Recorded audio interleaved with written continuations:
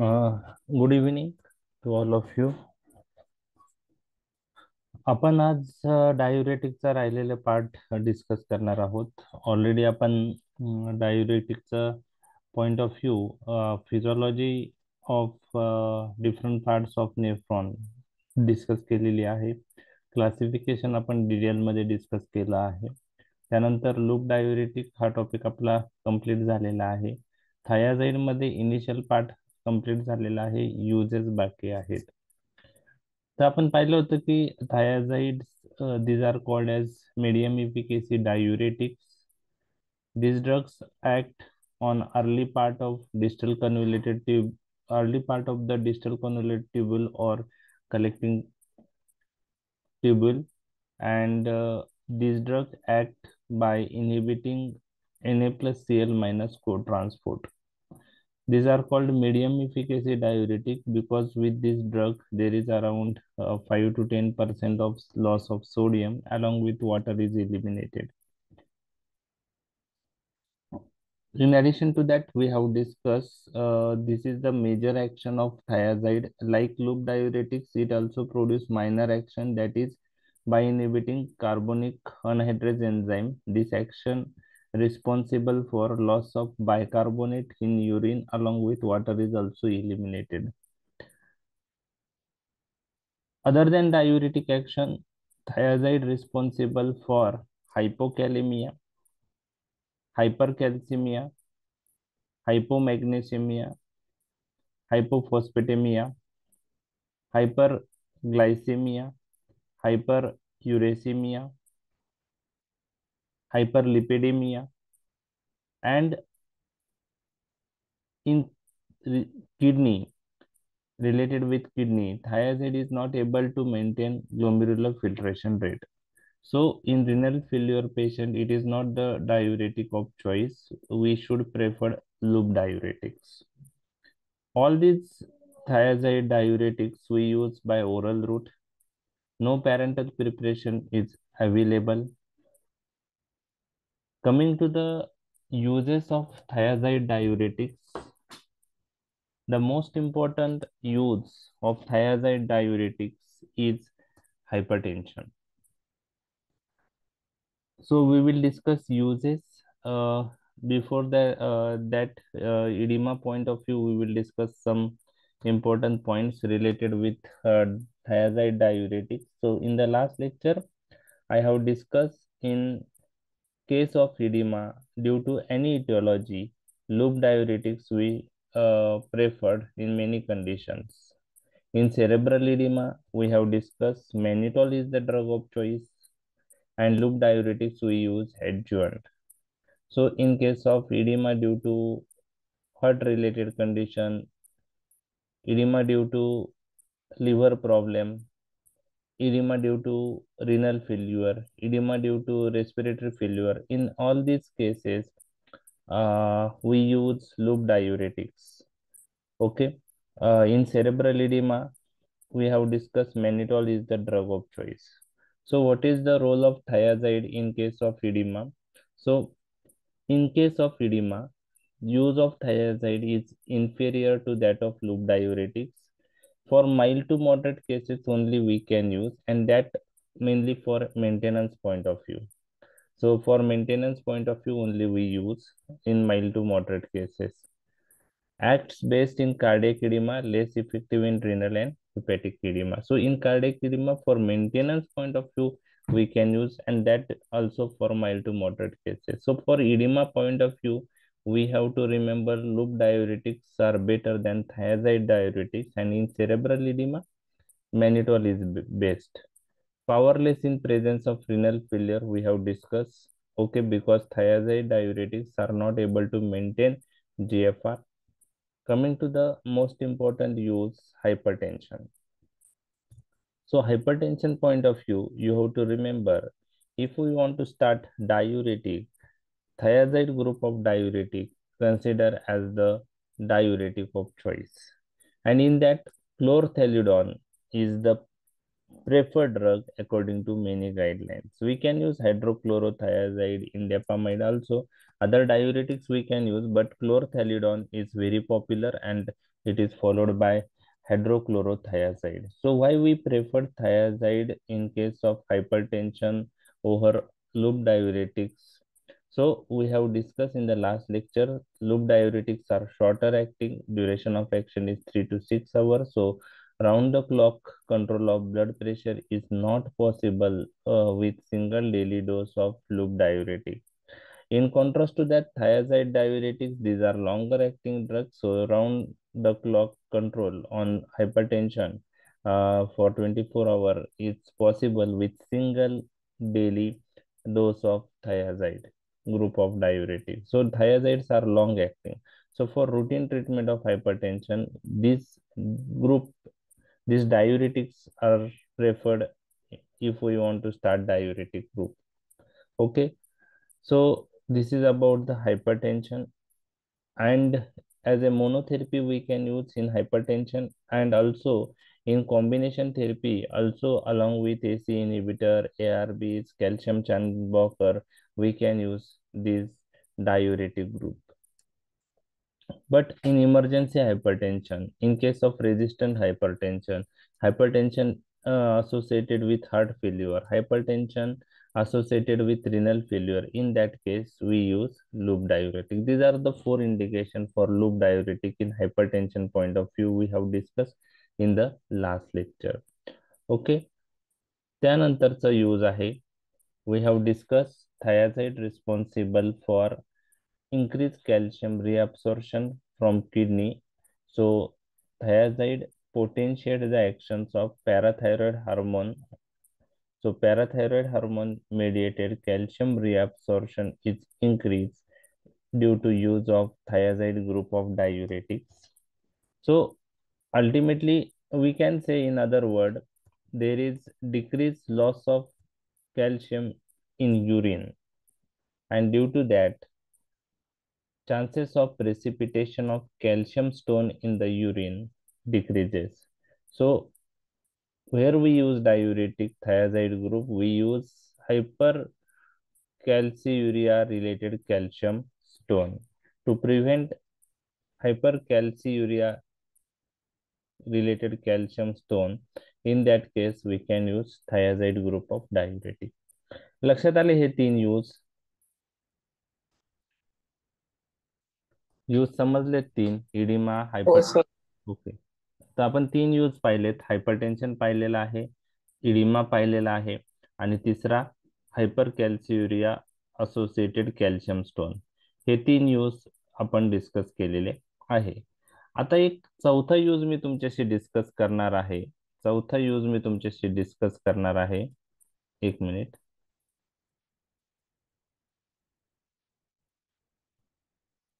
Okay.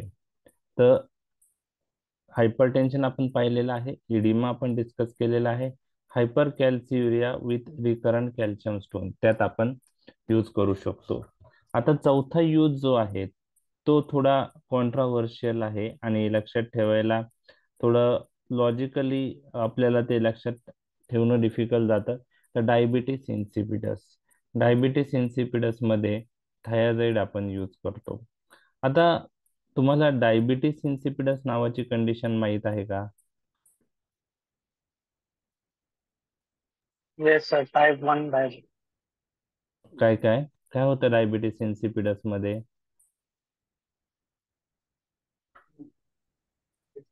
Type 1 diabetes, insulin secretion is नाही नाही नाही नाही hampered. नाही नाही. डायबिटीस मलाइटस आणि डायबिटीस इन्सिपिडस यामध्ये फरक आहे. डायबिटीस एडीएचडी रिलेटेड असते सर. Okay, very good. तर डायबिटीस इन्सिपिडस नावाची कंडिशन अशी आहे की ड्यू टू एडीएच डिफिशियन्सी म्हणू शकतो, किंवा due to defect in ADH action म्हणू शकतो. There is a defect in the reabsorption of water from the collecting duct. Water is not reabsorbed from the collecting duct. आपल्याला माहित आहे collecting duct मध्ये water रिअब्सॉर्प्शन हे एडीएच हार्मोनच्या इन्फ्लुएन्स थ्रू होतं. तर collecting duct मध्ये ल्युमेन मधून वॉटर रिअब्सॉर्ब जे होतं ते एडीएच हार्मोनमुळे होतं. जर एडीएच ची ऍक्शन डिफेक्टिव्ह असेल, जर एडीएच ची डिफिशियन्सी असेल किंवा एडीएच ची ऍक्शन डिफेक्टिव्ह असेल तर काय होऊ शकतं मग? एडीएच वॉटर ऑप्शन नाही होणार तिकडे. Okay water loss. Water water loss जास्त होतो. Water loss. एडीएच हार्मोन जो आहे, अँटी डायुरेटिक हार्मोन, हा पिट्युटरी मधून रिलीज होतो. पोस्टेरियर पिट्युटरी जी आहे ती एडीएच हार्मोन रिलीज करते आणि एडीएच हार्मोन किडनीवर कलेक्टिंग डक्ट मध्ये व्ही2 रिसेप्टरवर ऍक्ट होऊन कलेक्टिंग डक्ट मध्ये वॉटरचं रिअब्सॉर्प्शन करतो. म्हणजे युरिन कॉन्सन्ट्रेटिंग युरिन तयार करण्यासाठी ह्याचा उपयोग आहे. वॉटरचं रिअब्सॉर्प्शन केल्यामुळं कमी वॉटर इलिमिनेट होतं. आता काही वेळेस काय असतं की पोस्टेरियर पिट्युटरी मधून जो एडीएच रिलीज होतो तो व्यवस्थित होत नाही, किंवा तो एडीएच रिलीज होतो पण किडनीवर व्यवस्थित व्ही2 रिसेप्टरवर ऍक्ट होत नाही. बरोबर आहे. म्हणजे प्रॉब्लेम ब्रेन मध्ये असू शकतो किंवा किडनीच्या साईटवर असू शकतो. Connecting duct मध्ये. बरोबर आहे. आणि आता याच्यामुळं काय होतं की वॉटर रिअब्सॉर्प्शन जर व्यवस्थित झालं नाही तर वॉटर काय होईल, किडनीमधून इलिमिनेट होईल.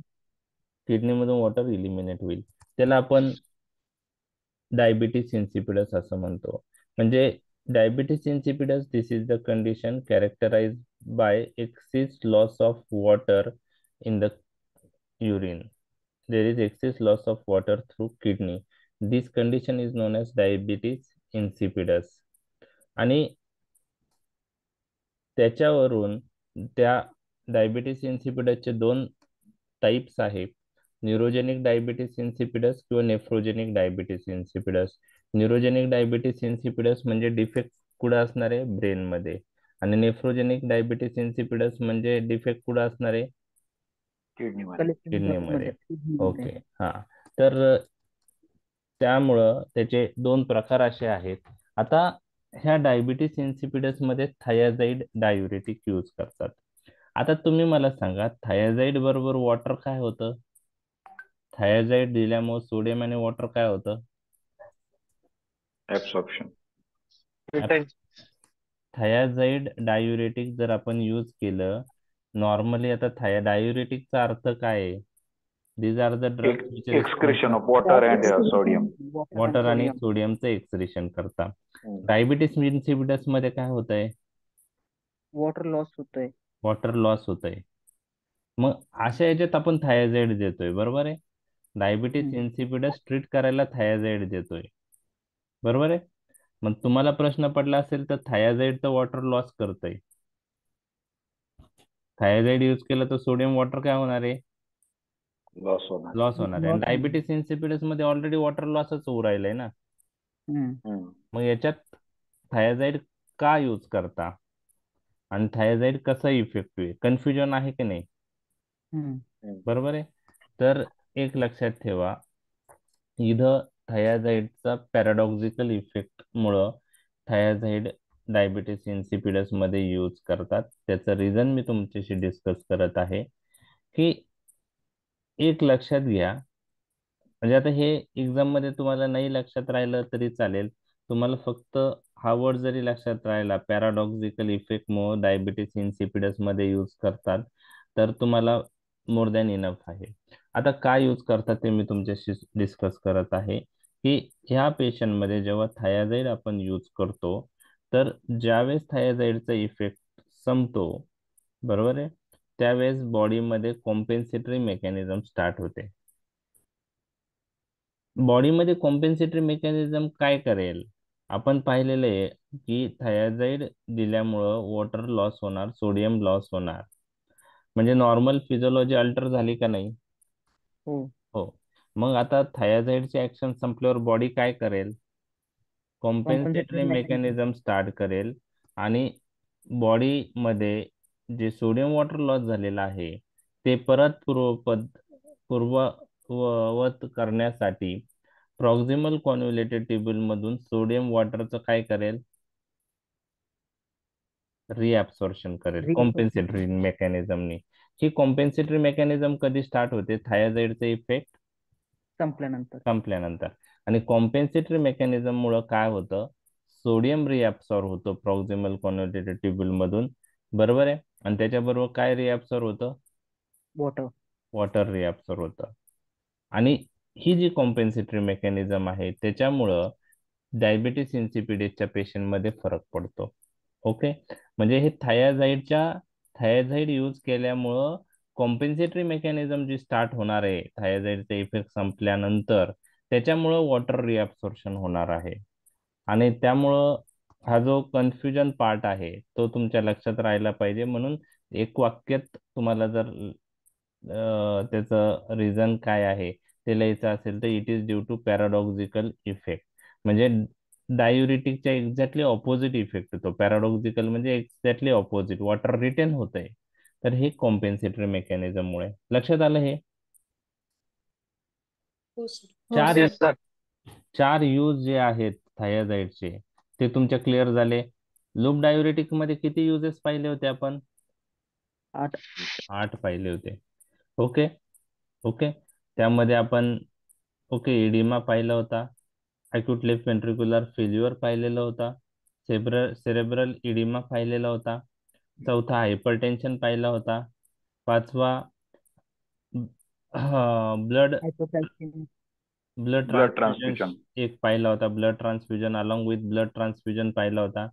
सहावा hyper calcaemia associated with malignancy पाहिला होता. सातवा ड्रग ओव्हरडोसमुळं किंवा पॉयझनिंगमुळं, पॉयझनिंगच्या ड्रग ओव्हरडोस किंवा पॉयझनिंगच्या याच्यात फोर्स डायुरेसिससाठी लूप डायुरेटिक यूज करतात ते पाहिलं होतं. आणि टॉक्सिक एनायन जे आहे त्याचं जर इंजेक्शन झालेलं असेल, ब्रोमाइड आयोडाईड, त्यावेळेस आपण यूज करतो. हे लूप डायुरेटिकचे युजेस 8 पाहिले होते. थायरॉइडचे युजेस किती आहेत? 4. 4. Okay, oedema, hypertension, hyper calciuria with recurrent calcium stone आणि पॅराडॉक्सिकल इफेक्ट जो आहे तो डायबिटीस इन्सिपिडस. तर Insipidus. तुम्हाला ओके, तर ते तुम्हाला लक्षात ठेवायचं आहे. ठीक आहे. ओके, आता हे ब्रँड नेम तुम्हाला सर्वांनाच माहित आहे, त्यामुळे मी त्यात डिटेल जात नाही. क्लोरथॅलिडॉन किंवा हायड्रोक्लोरोथायाझाईड 12.5 टू 25 mg पर्यंत आपण यूज करतो. क्लोरथॅलिडॉन आहे. ओके, तर त्यात मी काही डिटेल जात नाही. आता नेक्स्ट जो कॉम्प्लिकेशन्स ऑफ डायुरेटिक्स मध्ये क्वेश्चन येऊ शकतो त्या याच्यावर, त्यात थायाझाईड आणि लूप डायुरेटिकचे कॉम्प्लिकेशन तुम्हाला विचारले जाऊ शकतात. कॉम्प्लिकेशन किंवा ऍडव्हर्स इफेक्ट दोन्ही क्वेश्चन आले तर दोघांचा आन्सर सेम आहे. कॉम्प्लिकेशन विचारलं तरी तेच आहे, ऍडव्हर्स इफेक्ट विचारलं तरी तेच आहे, बरोबर आहे. तर आता तुम्हाला जे फार्मॅकोलॉजिकल ऍक्शन्स आहे त्याच्यावरून काही कॉम्प्लिकेशन ऑलरेडी लक्षात आलेले आहे. आपल्याला हायपोकॅलेमिया माहिती आहे, hypocalcaemia due to loop diuretic, hypercalcaemia due to thiazide diuretic, त्यानंतर hyper uricaemia, hyper glycaemia, hyper lipidaemia. Okay, त्यानंतर हायपोमॅग्नेशिमिया, हायपोफॉस्फेटेमिया. ओके, तर हे जे काही कॉम्प्लिकेशन्स हे ऑलरेडी तुम्हाला आता फार्मॅकोलॉजिकल ऍक्शन्स डिस्कस केल्यामुळे माहीत झालेले आहे. ओके, तर हे जे इलेक्ट्रोलाइट रिलेटेड ऍडव्हर्स इफेक्ट आहे ते लक्षात ठेवायला सोपे जातात. या व्यतिरिक्त काही ऍडव्हर्स इफेक्ट ह्या ड्रग्जमुळे दिसतात ते आज आपण डिस्कस करणार आहोत. तर most of the adverse effect of these drugs are related to the fluid and electrolyte changes cause by them. तर हे इलेक्ट्रोलाइट चेंजेस मुळे जे हे ऍडव्हर्स इफेक्ट दिसून येतात. जनरली हे वेल टॉलरेटेड आहे, परंतु जर आपण ते यूज करताना काळजी घेतली नाही तर ऍडव्हर्स इफेक्ट येऊ शकतात. ओके, आणि युजल साइड इफेक्ट हे वीकनेस, टायर्डनेस आहे, but they are remarkably safe in low doses use over short period. जर आपण लो डोस यूज केलं किंवा शॉर्ट पिरियड मध्ये यूज केले तर हे सर्व ड्रग्ज सेफ आहे. इलेक्ट्रोलाइट इम्बॅलन्समुळे वीकनेस, टायर्डनेस काही लोकांमध्ये होऊ शकतो.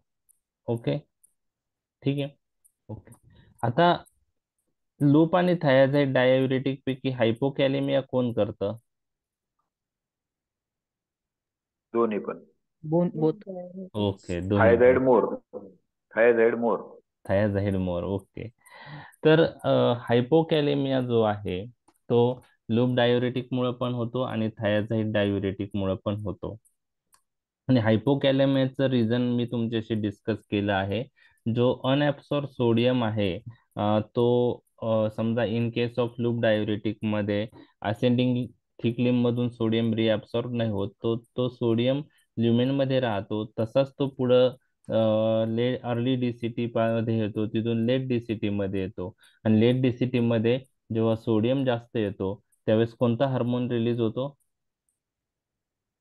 Aldosterone. Aldosterone. Aldosterone. Aldosterone induce sodium reabsorb होतं आणि त्या बदल्यात पोटॅशियम जातं.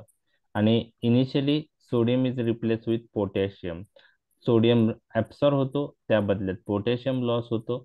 पोटॅशियम ल्युमेन मध्ये येतो, ल्युमेन मधून लॉस होतं, म्हणून हायपोकॅलेमिया होतं. आणि जेव्हा हायपोकॅलेमिया होतं तेव्हा that sodium is replace with H+. म्हणजे सोडियम रिअब्सॉर्ब होतो आणि H+ ल्युमेन मध्ये येतात आणि इलिमिनेट होता. आणि H+ लॉस झाल्यामुळं मेटाबॉलिक अल्कलोसिसही होतं. तर हायपोकॅलेमिया आणि मेटाबॉलिक अल्कलोसिस हे हाय सिलिंग आणि थायाझाईड डायुरेटिक मुळे दिसतात. आता आपल्याला असं वाटू शकतं की हाय सिलिंग डायुरेटिक किंवा लूप डायुरेटिक मुळे सोडियम लॉस जास्त आहे आणि त्यामुळे हायपोकॅलेमिया जास्त कोणाबरोबर होईल? लूप किंवा हाय सिलिंग डायुरेटिक मुळे होईल असं एक आपल्याला वाटतं. परंतु जर तुम्हाला कोणी विचारलं की हाय सिलिंग डायुरेटिक म्हणजेच त्याला आपण लूप डायुरेटिक म्हणतो, तर लूप डायुरेटिक आणि थायाझाईड डायुरेटिक दोघां ग्रुप पैकी हायपोकॅलेमिया जास्त कोणामुळे दिसतो? तर त्याचा आन्सर आहे थायाझाईड. त्याचा आन्सर काय आहे? थायरॉइड. थायाझाईड. तर हे तुम्हाला लक्षात ठेवायचं आहे. त्याचं रिझन पण सांगतो की हायपोकॅलेमिया किती सोडियम लॉस होतं युरिन मधून त्याच्यावर डिपेंड नाही आहे. ओके, किंवा किती सोडियम रिअब्सॉर्प्शन इनहिबिट होतं त्याच्यावर डिपेंड नाही. म्हणजे loop diuretic 25% sodium reabsorption inhibit करतात, थायाझाईड 5 to 10% सोडियम तर पर्सेंटेज ऑफ इनहिबिशन वर नाहीये.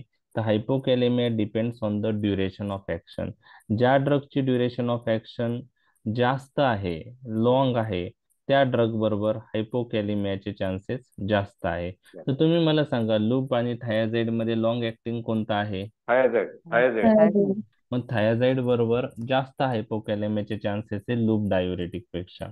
त्याचं रिझन असं आहे की लूप डायुरेटिकची ऍक्शन ही 3 ते 6 तास असते आणि 6 तासानंतर कॉम्पेन्सेटरी मेकॅनिझम स्टार्ट होऊन सोडियम वॉटर रिटेन व्हायला चालू होतं. त्यामुळं सिग्निफिकंट सोडियम डिफिशियंट स्टेट ही जास्त वेळ राहत नाही आणि त्यामुळं हायपोकॅलेमिया तो जो आहे त्याचे चान्सेस जे आहे ते लूप डायुरेटिक बरोबर कमी आहे.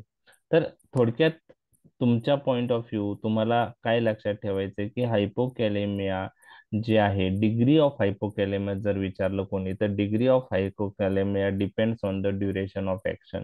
जो ड्रग लॉंग ऍक्टिंग आहे त्याच्याबरोबर म्हणजे लूप आणि थायाझाईड मध्ये त्याच्याबरोबर हायपोकॅलेमियाचे चान्सेस जास्त आहे. म्हणून थायाझाईड लॉंग ऍक्टिंग असल्यामुळे hypokalaemia is more with thiazide group than loop diuretic. तर आता हायपोकॅलेमिया झाल्यामुळे काय मॅनिफेस्टेशन होऊ शकतात? Weakness, yes, fatigue. Common manifestation जे आहेत हायपोकॅलेमियाचे, मसल विकनेस. एक लक्षात घ्या, मसल विकनेस जो आहे तो हायपोकॅलेमियामुळे पण होतो आणि हायपर कॅलेमियामुळे होतो.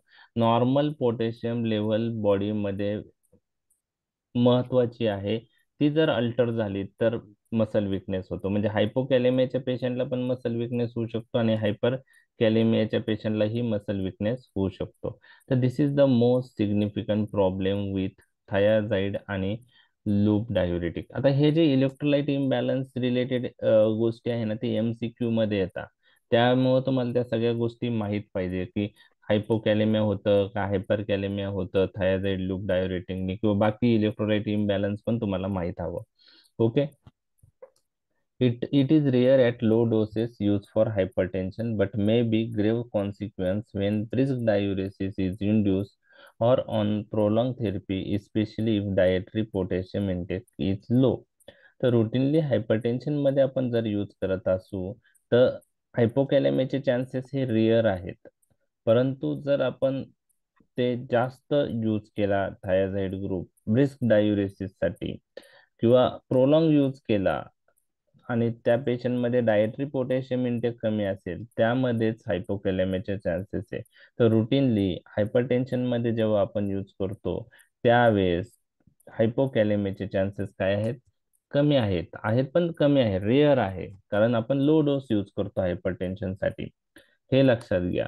आता हायड्रोक्लोरोथायझाइडची डोस रेंज पाहिली तर 12.5 पासून 100 पर्यंत आहे डायुरेटिक ऍक्शन साठी. पण anti hypertension point of view तुम्ही किती डोस पर्यंत यूज करतात केलेला आहे? 12.5. 12.5 12.5 मॅक्झिमम 25 असेल, त्याच्या पुढे गेलाय का? नाही. तर आपण thiazide group of diuretic hypertension point of view use करताना लो डोसला यूज करतो आणि त्याच्यामुळं इलेक्ट्रोलाइट इम्बॅलन्सचे चान्सेस जे आहे ते लो डोसला कमी असतात. आता degree of hypokalemia appears to be related with the duration of action of diuretic. Longer acting drug causes more potassium loss. Longer acting drug causes more potassium loss. Usual manifestation just तुम्ही सांगितलेत, weakness, fatigue, muscle cramp हे usual manifestation. पण serious complications जे आहे ते cardiac arrhythmia, म्हणजे both hypo आणि hyper are harmful for heart. बरोबर आहे. हायपो पण अरेथमिया करू शकतो, हायपर कॅलेमिया झाले तरी अरेथमियाची रिस्क आहे. Okay. Hypokalemia is less common with standard doses of high ceiling diuretics than with thiazide. कारण due to shorter duration of action of high ceiling diuretics, compensatory mechanism responsible for reabsorption of sodium. So sodium deficiency ही फार कमी वेळापर्यंतच राहते आणि त्यामुळं हायपोकॅलेमियाचे chances कमी आहे. आता हा हायपोकॅलेमिया कसं प्रिव्हेंट करू शकतो आपण, तुम्ही सांगू शकता का? Dietary supplements. Okay, supplement dietary potassium intake जास्त पाहिजे. डायटरी पोटॅशियम म्हणजे डाएट मध्ये पोटॅशियम रिच डाएट घेतलं पाहिजे. ओके, अजून KCl सप्लिमेंट KCl सप्लिमेंट देऊ शकतो ओरली आपण. ओके, अजून IV पण देऊ शकतो. IV देऊ शकतो. ओके, आणि अजून ह्याच्या बरोबर पोटॅशियम स्पेरिंग ऍड करू शकतो. Okay, potassium sparing diuretic add करू शकतो याच्या बरोबर. कारण पोटॅशियम स्पेरिंग डायुरेटिक काय करतात? पोटॅशियमची prevent the potassium loss. Okay, they prevent potassium loss म्हणजे ते एकटे यूज केले तर हायपर कॅलेमिया होतं. थायझाइड लूप डायुरेटिक एकटे यूज केले तर हायपोकॅलेमिया होतं. जर आपण एकत्र यूज केले तर they will nullify each other adverse effect आणि पोटॅशियम लेवल मेंटेन राहील. लक्षात राहिलं? ओके. ओके, अजून काही दुसरा ड्रग यूज करू शकतो का? क्लिनिकल प्रॅक्टिस मध्ये तुम्ही यूज करता already? Sir sir GIK drip वापरली जाते, ग्लुकोज इन्सुलिन पोटॅशियम ड्रिप. तर त्याचा सिग्निफिकन्स कळला नाही. ग्लुकोज इन्सुलिन पोटॅशियम हे तिन्ही एकत्र देऊन दिले जातात कार्डियक अरिथमियाज मध्ये to prevent the potassium, to increase the potassium level. Diabetic मध्ये देतात ते, किटोएसिडोसिस मध्ये वगैरे देतात ते. डायबिटिक हायपरकॅलेमियाच्या पेशंटला देतात ऍक्च्युअली ना. हायपर कॅलेमिया हायपोकॅलेमियाला दिलं जातं सर कार्डियक अरिथमियाज मध्ये. नाही, हायपरकॅलेमियाला ग्लुकोज इन्सुलिन ड्रिप दिलं जातं. नाही, इन्सुलिन ग्लुकोज ड्रिप द्यायचं रिझन असं आहे, मला असं वाटतं हायपर कॅलेमियाच्या पेशंटला दिलं जात असेल. माझं लॉजिक जे आहे, इन्सुलिन ग्लुकोज ड्रिप दिल्यानंतर आपण पाहिलेलं आहे पहा, डायबेटिक किटोएसिडोसिस तुमचं झालेलं नाही बहुतेक. ओके, मी कोणाला डिस्कस केलंय डायबिटीस. ओके, दुसऱ्या MBBS ला झालंय काही दिवसांपूर्वी. तर याच्यात काय असतं की जेव्हा आपण इन्सुलिन ग्लुकोज ड्रिप देतो ना, तर काय होतं की इन्सुलिन ग्लुकोज ड्रिप देण्याचा मागचा उद्देश काय की ग्लुकोज जे आहे, इन्सुलिन दिल्यामुळं काय होतं की ग्लुकोजचं युटिलायझेशन होतं. म्हणजे ग्लुकोज ब्लड मधून कुठं जातो? सेलमध्ये. बरोबर. Cell. सेलमध्ये जातो. ब्लड मधला ग्लुकोज वेगवेगळ्या पेशींकडे जातो. सेल म्हणजे पेशींकडे जातो. येस. तसंच एक लक्षात ठेवा, जेव्हा आपण आता हे डायबेटिक पेशंट मध्ये आपण इन्सुलिन ग्लुकोज म्हणजे इन्सुलिन ड्रिप दिली तर इन्सुलिन काय करतो, ग्लुकोज जास्त आहे त्याचं युटिलायझेशन करतो. डायबेटिक पेशंट मध्ये डीकेच्या पेशंट मध्ये जनरली पोटॅशियम तुम्ही पाहिलेलं असेल ना, तर पोटॅशियम लेवल ही नॉर्मल असते. त्यात जरी पोटॅशियम युरिन मधून लॉस झालेला असेल, डायबेटिक किटोएसिडोसिसच्या पेशंटमध्ये शुगर जास्त झालेली असते आणि त्याचबरोबर किडनी मधून वॉटर लॉस होतं, त्यामुळे डिहायड्रेशन होतं आणि पोटॅशियमही लॉस होतं. पोटॅशियम जरी लॉस झालं डीकेच्या पेशंटमध्ये तरी सिरम पोटॅशियम मेजर केली तर ती नॉर्मल असते. त्याचं रिझन असं आहे की सेल मधलं पोटॅशियम ब्लड मध्ये येतं. कुठलं पोटॅशियम ब्लड मध्ये येतं? सेल मध्ये. सेल मधलं. आता त्या पेशंटला जर इन्सुलिन चालू केलं ना, इन्सुलिन काय करतो, ग्लुकोजचं युटिलायझेशन करतो. इन्सुलिन काय करतो, ग्लुकोजचं डिस्ट्रीब्युशन वेगवेगळ्या सेलमध्ये करतो आणि ते ग्लुकोज वापरलं जातं. पण त्याचबरोबर ब्लड मधलं पोटॅशियम इन्सुलिन काय करतो, सेलमध्ये पाठवतो. ब्लड मध्ये जे पोटॅशियम आहे ते कुठं पाठवतो?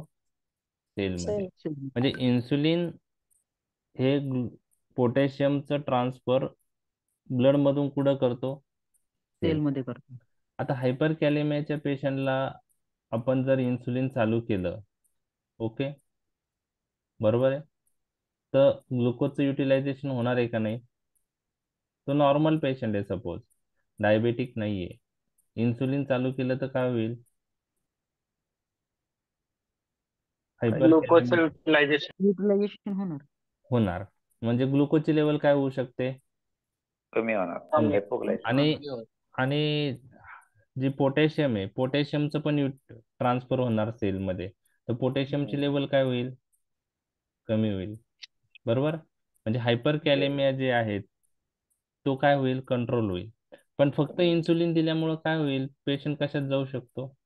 हायपोग्लायसेमिया. हायपोग्लायसेमिया मग मध्ये. त्यापेक्षा मग इन्सुलिन ग्लुकोज ड्रिप द्या. बरोबर आहे.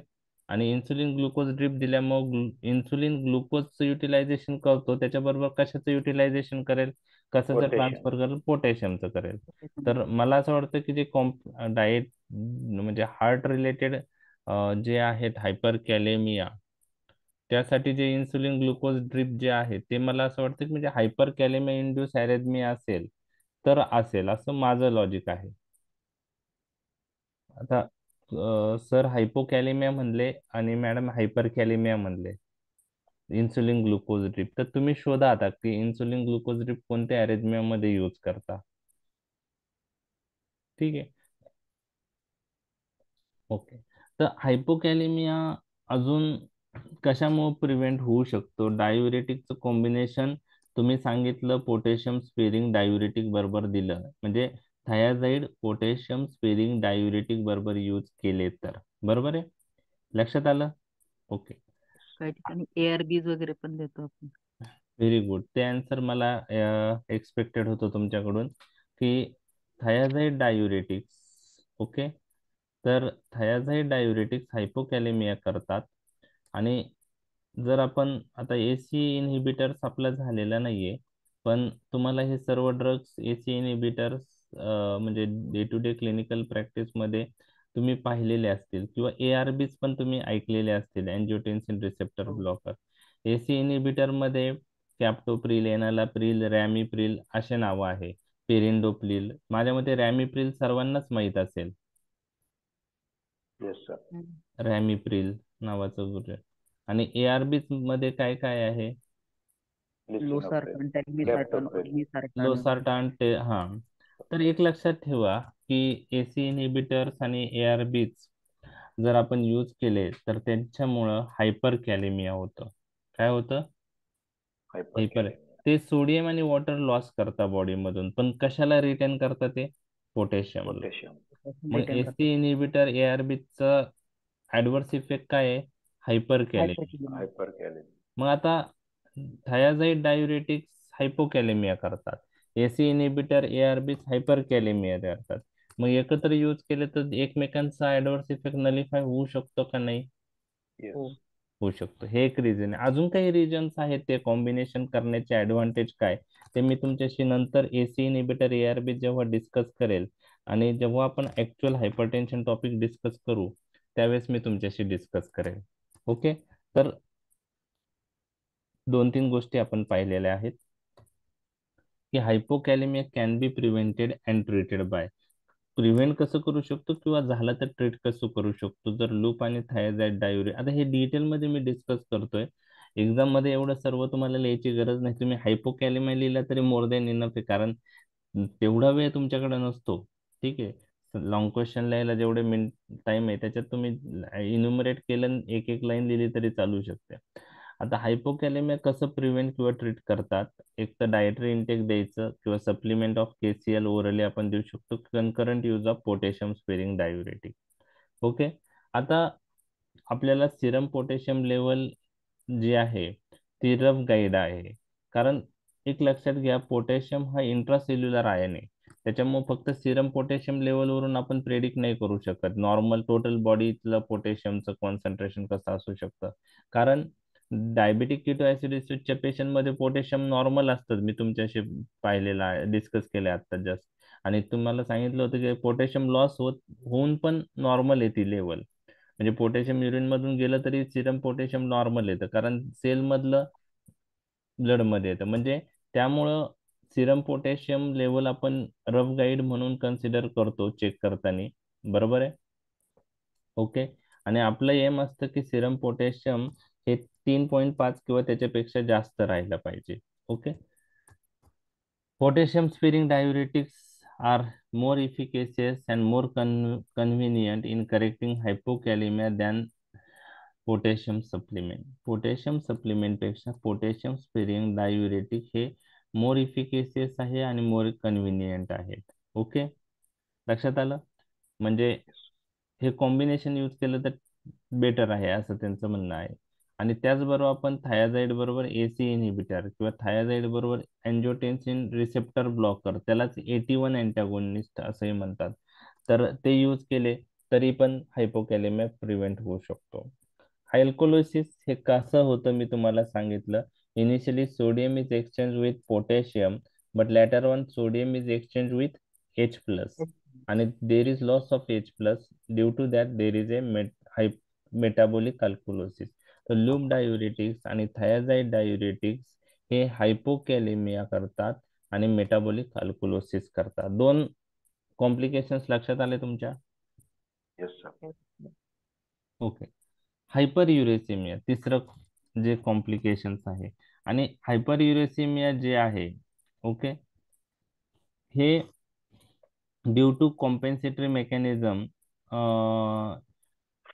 देर is a reabsorption of sodium and water, आणि त्यावेळेस युरिक ऍसिड पण रिअब्सॉर्ब होऊन जातं, त्यामुळे हायपर युरेसिमिया होतो. आणि सेकंड रिझन असं मेन्शन केलंय त्रिपाठीमध्ये की युरिक ऍसिडचं एक्सक्रिशन पण इंटरफिअर होतं हे ड्रग दिल्याने, आणि त्याच्यामुळे ही युरिक ऍसिड लेवल वाढते. तर हायपर युरेसिमिया ही लूप डायुरेटिक बरोबर पण दिसतं, थायाझाईड डायुरेटिक्स बरोबर दिसतं. Okay, generally diuretic point of view जे डोस यूज करतो त्याच्यात दिसतं. हायपरटेन्शन पॉइंट ऑफ व्ह्यू जर थायाझाईड यूज करत असू तर लो डोसला यूज करतो, त्यामुळे चान्सेस कमी आहेत त्या कंडिशन मध्ये. ओके ओके, आता थायाझाईड आणि लूप डायुरेटिक मध्ये जसं हायपोकॅलेमिया जास्त कॉमन कशा बरोबर होता, थायाझाईड बरोबर, तसंच हायपर युरेसिमिया सुद्धा थायाझाईड बरोबर जास्त आहे, फिरोसिमाइड किंवा लूप डायुरेटिक बरोबर कमी आहे. आता हे कसं ट्रीट करणार हायपर युरेसिमिया डेव्हलप झाला तर?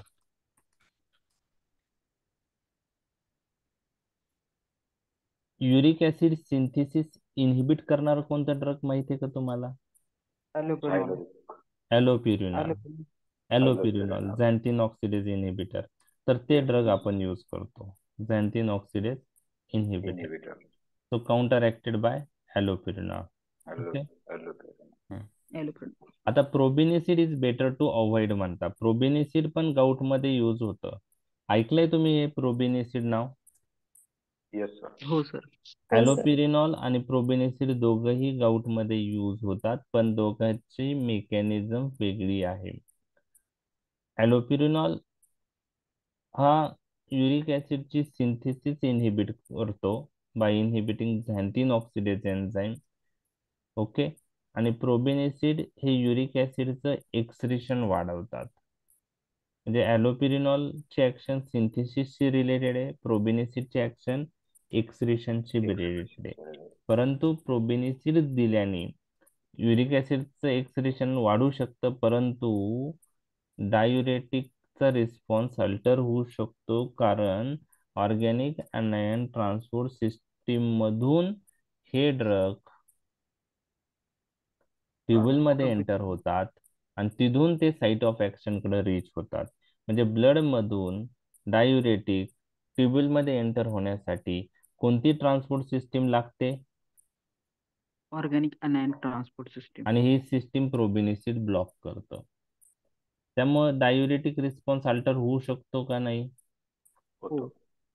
त्यामुळं तुम्हाला जर कोणी विचारलं हायपरयुरेसिमिया जर डायुरेटिक मोड डेव्हलप झालाय आणि तो ट्रीट करायचा असेल तर ॲलोपिरिनॉल आणि प्रोबेनिसिड पैकी बेस्ट ड्रग कोणता आहे?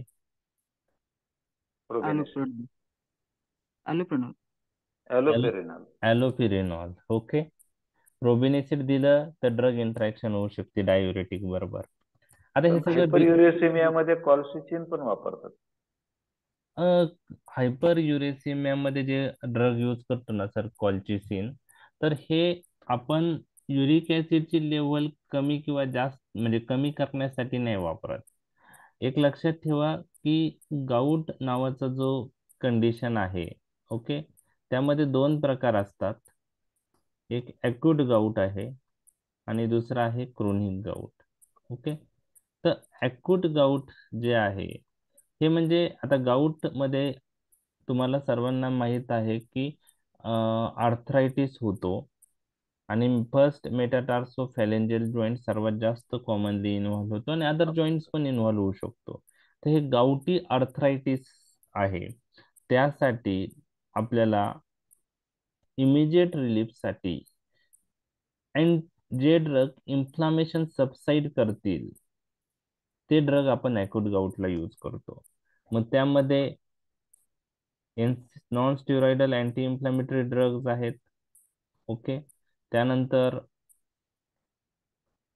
कॉर्टिकोस्टेरॉइड्स आहे आणि तिसरा ड्रग जो आहे तो कोल्चिसिन आहे. तर कोल्चिसिन गाऊट मध्ये यूज करतात, पण कोणत्या गाऊट साठी यूज करतात? ॲक्यूट गाऊट आणि सिम्पटमॅटिक इम्प्रुव्हमेंट साठी यूज करतात. हे तिन्ही ड्रग युरिक ऍसिड म्हणजे हे तिन्ही ड्रग आपण युरिक ऍसिडची लेवल कमी होण्यासाठी देतोय का? नाही. हे ड्रग सिम्पटम्स कमी करण्यासाठी वापरतो. आणि क्रोनिक गाऊटच्या मॅनेजमेंट मध्ये एम असं असतं की युरिक ऍसिडची लेवल ही नॉर्मल करा. मग ती नॉर्मल करण्यासाठी आपण युरिक ऍसिडची सिंथेसिस इनहिबिट करणारे ड्रग देतो. त्यामुळे मध्ये ॲलोपिरिनॉल आहे, फेबुक्झोस्टॅट नावाचा ड्रग आहे आणि दुसरं एक वे आहे की युरिक ऍसिडचं एक्सक्रिशन वाढवणारे ड्रग द्या, त्यामध्ये प्रोबेनिसिड आहे. बरोबर आहे? लक्षात आलं? तर अजून काही ड्रग क्रोनिक गाऊट मध्ये यूज करता, आपण नंतर पाहूया. फक्त फेबुस्टॅट सिक्रेशन हे करतं का, इनिबिट करतं का फेबुस्टॅट वाला जो ड्रग येतो? नाही, फेबुक्झोस्टॅट हे सिंथेसिस इनिबिट करतं. Okay, synthesis. ॲलोपिरिनॉल आणि फेबुक्झोस्टॅट आणि प्रोबेनिसिड सल्फिन पायराझिन हे एक्सक्रिशन वाढवतात. बरोबर आहे? आता अजून एक गोष्ट आहे, गाऊटचाच डिस्कस करतोय की गाऊट नावाचा जो आजार आहे मॅमल्स मध्ये ह्युमन्स मध्ये होतो. बरोबर आहे? पण जे बाकी मॅमल्स आहे त्यात गाऊट होत नाही. बाकी मॅमल्स जे आहेत, समजा बर्ड्स आहेत, हे आहेत, त्यात गाऊट होत नाही. त्याचं रिझन काय आहे? त्याचं रिझन असं आहे की युरिक ऍसिड हा प्युरिन मेटाबॉलिझमचा एंड प्रॉडक्ट आहे ह्युमन्स मध्ये. बरोबर? ह्युमन्स मध्ये प्युरिनचं मेटाबॉलिझम झालं तर काय बनतं? Uric acid. पण ह्युमन सोडून बाकी मॅमल्स जे आहेत ना, त्यांच्यामध्ये युरिक ऍसिड एन प्रॉडक्ट नाहीये. त्या युरिक ऍसिडचं रूपांतर बाकी मॅमल्स मध्ये ॲलॅन्टोइन मध्ये होतं आणि त्यासाठी युरिकेज एन्झाईम लागतो. कोणता एन्झाईम लागतो? युरिकेज. पण ह्युमन्स मध्ये हा युरिकेज एन्झाईम नाहीये. त्यामुळं ह्युमन्स मध्ये प्युरिन जर मेटाबोलाइट झालं तर त्यापासून काय बनतं? प्युरिन मेटाबोलिझमचा एन प्रॉडक्ट ह्युमन्स मध्ये काय आहे? युरिक ऍसिड, युरिक ऍसिड आहे. पण अदर मॅमल्स मध्ये काय येतो? ॲलॅन्टोइन. ॲलॅन्टोइन. कारण अदर मॅमल्स मध्ये काय आहे? युरिकेज एन्झाईम आहे. ते ह्युमन्स मध्ये आहे का? नाही. नाही. त्यामुळे प्युरिन मेटाबोलिझमचा एन प्रॉडक्ट हा युरिक ऍसिड आहे. बाकी मॅमल्स मध्ये ॲलॅन्टोइन बनतं. मग ॲलॅन्टोइन बनलं तर युरिक ऍसिड एक्युमुलेट होऊ शकतं का अदर मॅमल्स मध्ये? नाही बनणार, नाही नाही होणार. नाही होणार. आता हे मी का सांगितलं तुम्हाला? क्रोनिक गाऊट साठी तुम्ही 2 ग्रुप लक्षात घेतलेत. एक युरिक ऍसिडचं सिंथेसिस होऊ देणार नाही असे ड्रग, ते झॅन्थिन ऑक्सिडेज इन्हिबिटर आहे ॲलोपिरिनॉल. दुसरा ग्रुप आहे युरिक ऍसिड जे बनलंय त्याचं काय करायचं? एक्सक्रिशन करायचं. एक्सक्रिशन करायचं. हे दोन्ही ग्रुप लक्षात आले. हम्म. आपण असा ड्रग देऊ शकतो का जे युरिक ऍसिडचं रूपांतर ॲलॅन्टोइन मध्ये करेल आणि ॲलॅन्टोइनचं नंतर इलिमिनेशन होईल? पण आपल्याकडे युरेज एन्झाईम नाही. युरिकेज एन्झाईम नाही. मग आपण असं ड्रग बनवू शकतो का ज्याला युरिकेज लाईक ऍक्टिव्हिटी आहे? हो. असं ड्रग जर बनलं तर ते ड्रग युरिक ऍसिडचं कन्व्हर्जन कशात करेल? ॲलॅन्टोइन मध्ये. हा. आणि असं ड्रग आहे अवेलेबल मार्केटमध्ये, ओके. रासब्युरिकेज. काय आहे? रासब्युरिकेज. रासब्युरिकेज नावाचा ड्रग आहे. त्याला कशी ऍक्टिव्हिटी आहे? Uric uricase enzyme. सारखी. हा, रासब्युरिकेज. लक्षात आलं? तर रासब्युरिकेज काय करेल? युरिक ऍसिडचं रूपांतर ॲलॅन्टोइन मध्ये करेल. ओके, ठीक आहे. आता गाऊटचे तुम्हाला मी तिन्ही ग्रुप क्रोनिक गाऊटचे डिस्कस केले. अॅक्यूट गाऊटचे पण 3 ग्रुप सांगून दिले, एनसेड, कॉर्टिकोस्टेरॉइड, कोलचिसिन. जेव्हा आपण गाऊट डिस्कस करू त्यावेळेस तुम्हाला ह्या सगळ्या गोष्टी येतील परत. ठीक आहे, ओके. समजलंय? हो सर. ओके, ठीक आहे. आता नेक्स्ट हे कॉम्प्लिकेशन आपण डिस्कस डिटेल करतोय, पण त्याच्यात म्हणजे त्यामध्ये आपण बाकीच्या गोष्टी पण शिकतोय, त्यामुळे वेळ थोडा आपल्याला लागतोय, परंतु कन्सेप्ट क्लिअर होणं महत्वाचं आहे. आता चौथं complication related with calcium metabolism आहे. Hypercalcemia seen with thiazide, hypocalcemia seen with loop diuretic. आणि आपल्याला ते माहित आहे का होतं. ठीक आहे, ठीक आहे. त्यानंतर 5वं कॉम्प्लिकेशन आहे मॅग्नेशियम डिप्लेशन, हायपोमॅग्नेशिमिया. ओके. त्यानंतरचं कॉम्प्लिकेशन आहे, आता मॅग्नेशियम जर कमी झालं तर अरेथमियाची रिस्क असते. जसं पोटॅशियम कमी झालं तर. नंतर आहे हायपरग्लायसेमिया, हायपरग्लायसेमिया. ओके. हायपरग्लायसेमियाचं रिझन काय होतं आपण बघितलेलं आहे. प्रो इन्सुलिन पासून इन्सुलिन नाही बनवून देत आणि मग ओके, युटिलाइज करत ते. ओके. आता तुम्ही मला सांगा की थायाझाईड आणि लूप डायुरेटिक हायपरग्लायसेमिया करतात, तर can we use loop diuretic thiazide to treat hypertension in diabetic patient?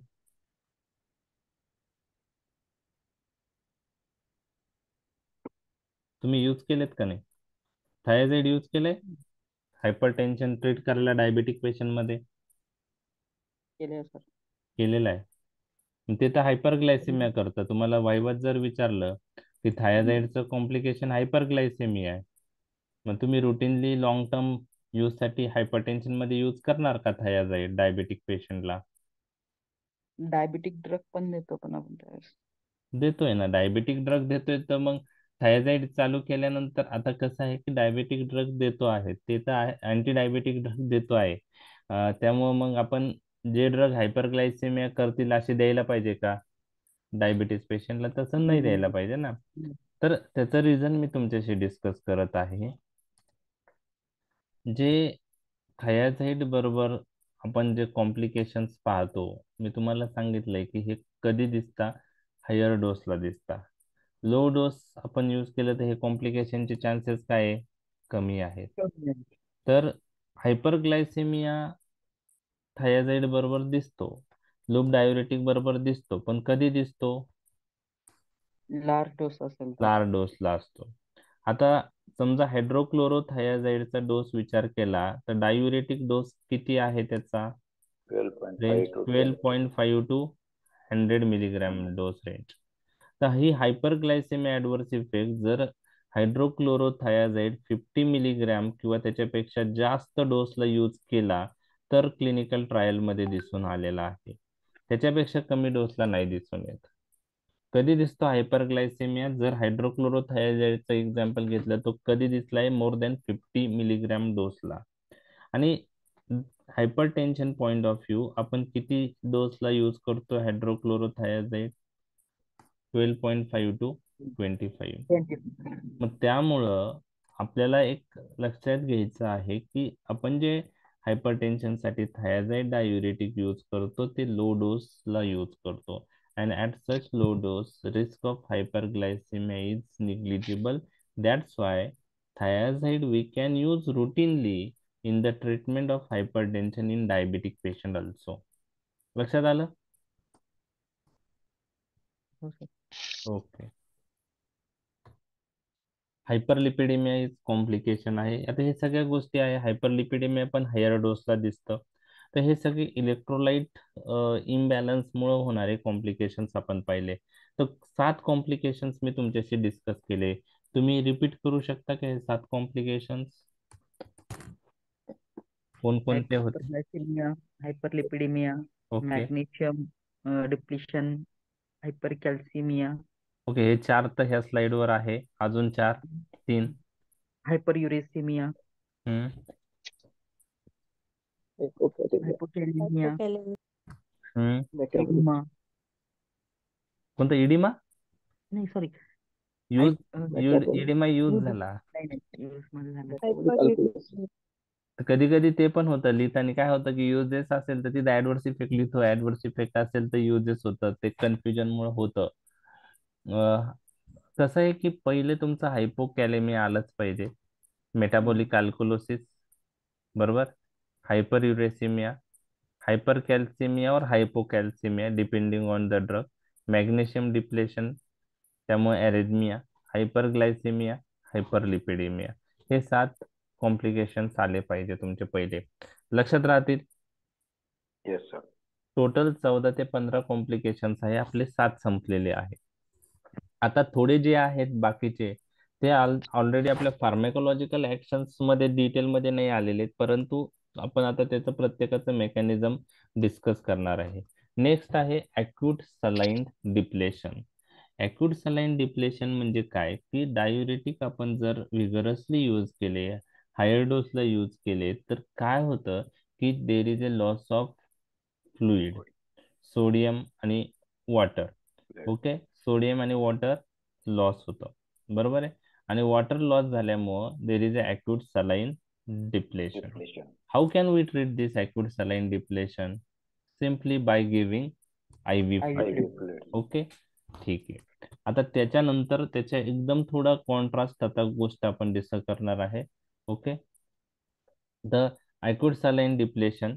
Okay, high ceiling diuretic मुळे जास्त दिसतात कारण ते जास्त पॉवरफुल डायुरेटिक आहे.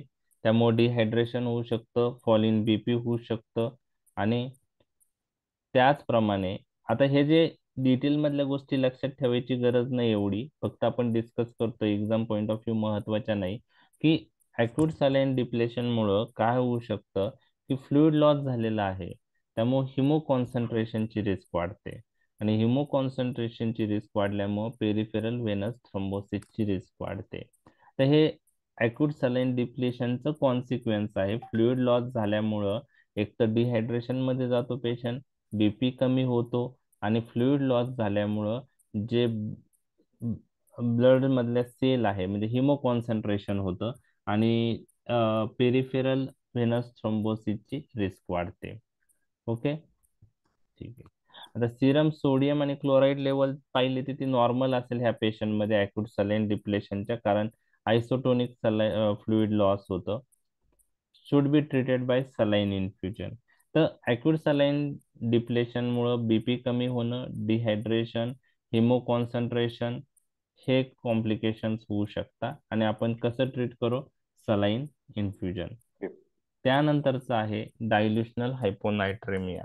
आता इथं थोडं कॉन्सन्ट्रेशन तुम्हाला करायचं आहे की काही पेशंट मध्ये अॅक्यूट सलाईन डिप्लेशन दिसू शकतं, काही पेशंट मध्ये डायल्युशन हायपोनायट्रेमिया दिसू शकतं. हा पण लूप डायुरेटिक बरोबर जास्त आहे. अॅक्यूट सलाईन डिप्लेशन पण लूप डायुरेटिक बरोबर जास्त आहे. आता डायल्युशनल हायपोनायट्रेमिया काय आहे? डायल्युशनल हायपोनायट्रेमिया म्हणजे काय ते एक लक्षात घ्या की डायुरेटिक यूज केल्यामुळं युरिन मध्ये काय लॉस होणार आहे? सोडियम आणि वॉटर अँड सोडियम. वॉटर आणि सोडियम.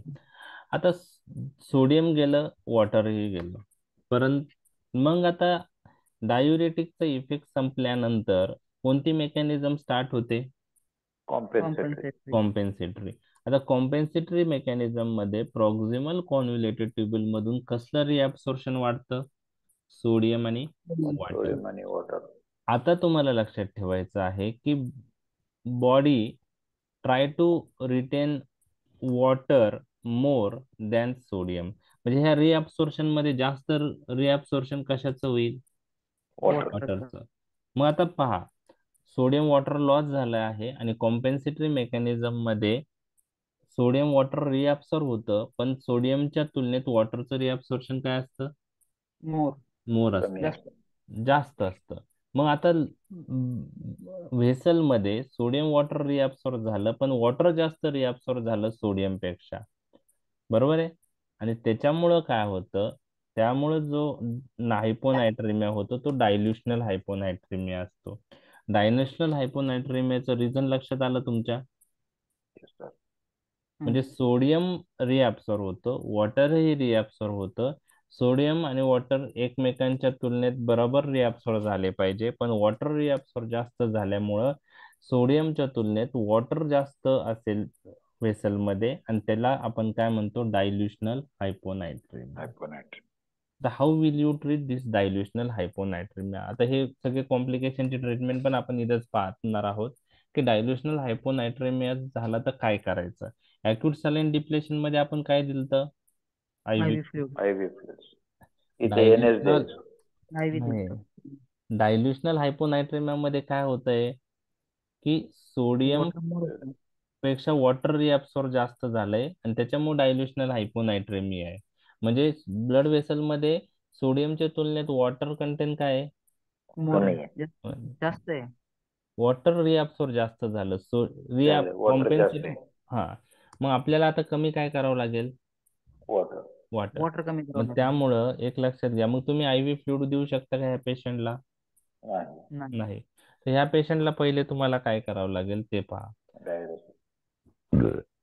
ह्या पेशंटला आपल्याला ग्लुकोकॉर्टिकॉइड चालू करावं लागतात. काय चालू करावं लागतात? ग्लुकोकॉर्टिकॉइड.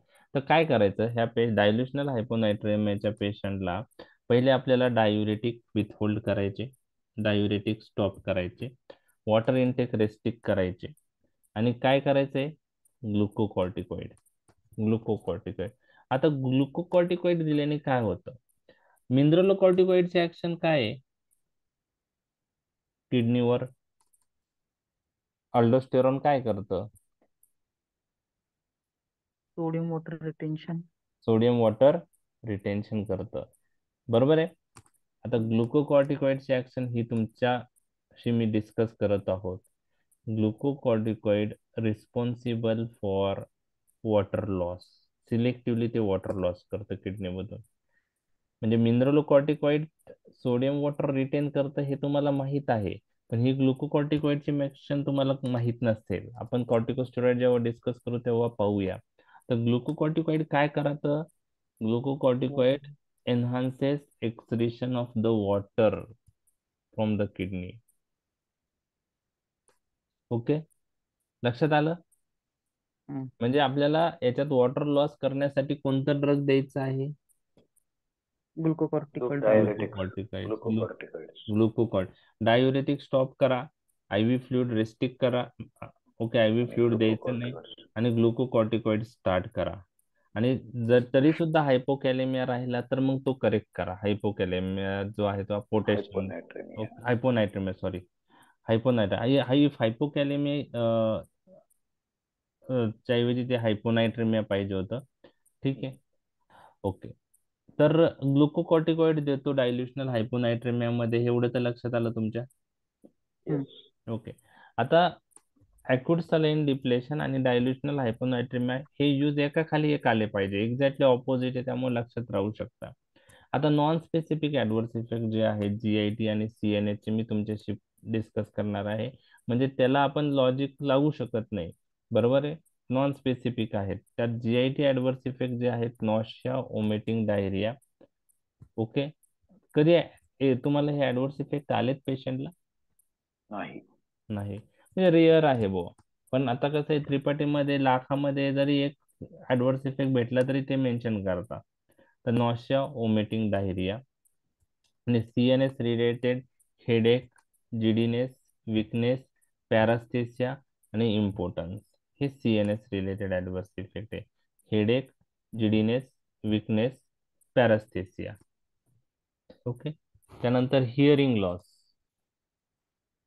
तर acute saline depletion, dilutional hyponatremia, GIT related nausea, vomiting, diarrhea, CNS related headache, giddiness, weakness, paresthesia, impotence.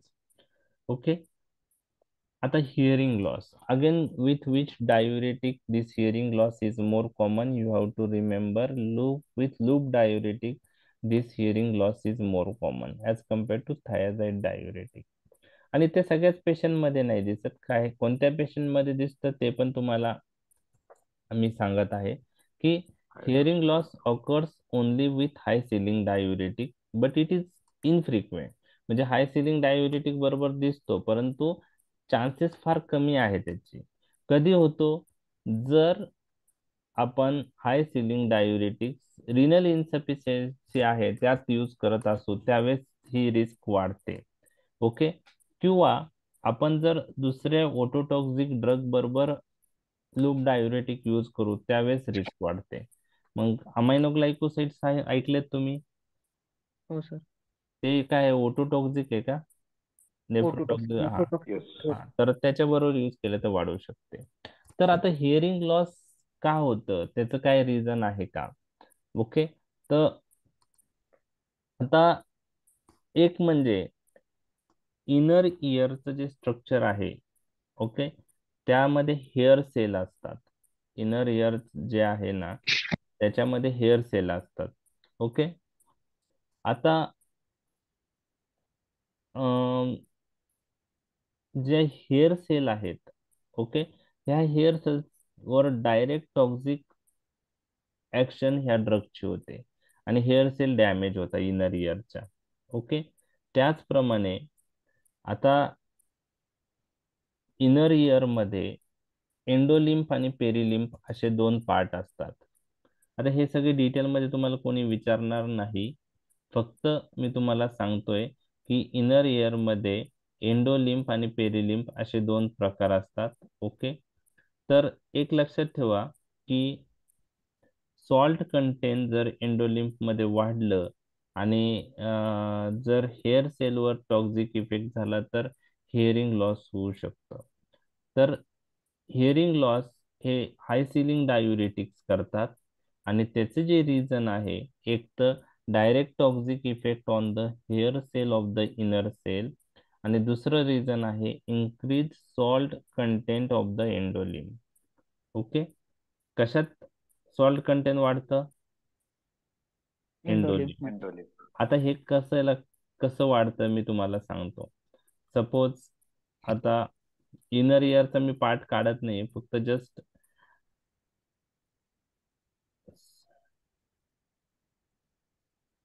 आता सपोज हा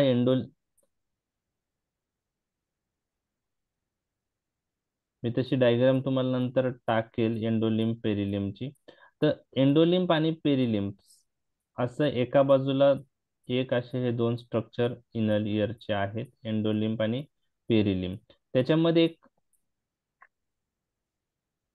एक सेपरेटर आहे किंवा एक त्यांना एंडोलिम्फ आणि पेरिलिम्फच्या मध्ये जो बॅरियर आहे हा बॅरियर आहे. लक्षात आला?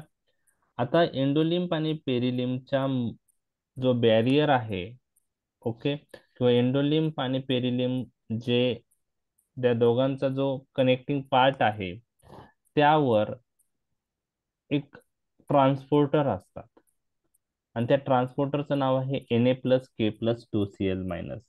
ऐकलंय तुम्ही हा ट्रान्सपोर्टर? Yes sir. ओके. हो तर हा ट्रान्सपोर्टर काय करतो, Na+K+Cl-, हे ट्रान्सपोर्टर एंडोलिम्फ मधून सोडियम पेरिलिम्फ मध्ये जाण्यासाठी हा ट्रान्सपोर्टर महत्वाचा आहे. आता जर आपण लूप डायुरेटिक यूज केले तर हा ट्रान्सपोर्टर काय होणार आहे, ब्लॉक होईल. म्हणजे एंडोलिम्फ मधून पेरिलिम्फ मध्ये सोडियम जाईल का? नाही. Na+K+Cl-, सोडियम नाही जाणार, क्लोराईड नाही जाणार. म्हणजे सॉल्ट कशात अक्युमुलेट होईल, एंडोलिम्फ. आणि त्यामुळं salt content of the endolymph increase होतं. ही एक रिझन आहे. आणि दुसरं, हेअर सेल जे आहे इनर इयरचे, त्यावर डायरेक्ट टॉक्सिक इफेक्ट होतो आणि त्यामुळं लूप डायुरेटिक हिअरिंग लॉस करू शकता. तर ते पण रेअरली करतात जर पेशंटला कन्कोमिटंट रिनल फेल्युअर आहे किंवा अदर ओटोटॉक्सिक ड्रग आपण लूप डायुरेटिक बरोबर यूज करत असू. ओके, हिअरिंग लॉस लक्षात. Okay, next complication, aggravation of renal insufficiency. आता तुम्ही मला सांगा, लूप आणि थायरॉइड डायुरेटिक पैकी कोणत्या डायुरेटिक बरोबर हा ऍडवर्स इफेक्ट दिसू शकतो?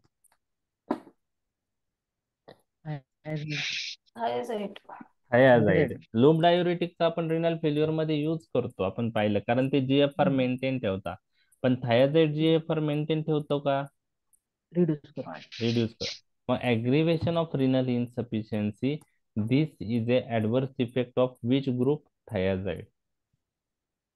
लक्षात आलं? तर कधी कधी थायराइड रिनल इन्सफिशियन्सी ॲग्रिवेट करतो, प्रोबेबली बाय रिड्युसिंग GFR.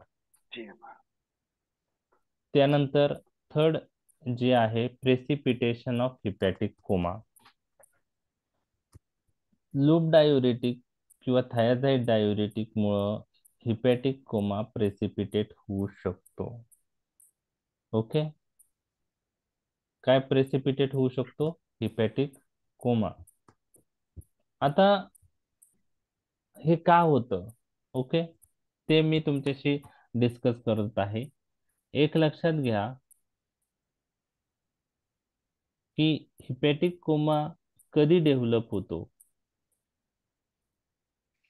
ते तुम्हाला माहित आहे का? ब्लड नायट्रिक, सिरम अमोनिया वाढलं. अमोनियाचं प्रमाण अमोनियाचं लेवल प्रमाण ब्लड मध्ये वाढलं. त्यानंतर ओके, अमोनिया जे आहे ते ब्लड मध्ये वाढलं तर त्यामुळे हिपॅटिक कोमा होऊ शकतो. जे अमोनिया आहे तो वाढला. अमोनिया म्हणजे काय? NH3 ना. हा, तर तर त्याची लेवल वाढली आणि ते जर ब्रेन मध्ये गेला तर हिपॅटिक कोमा होऊ शकतो. तुम्हाला अमोनियाचं मेटाबॉलिझम कशामध्ये होते हे माहिती आहे?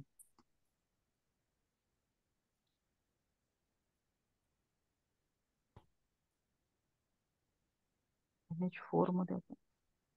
Urea.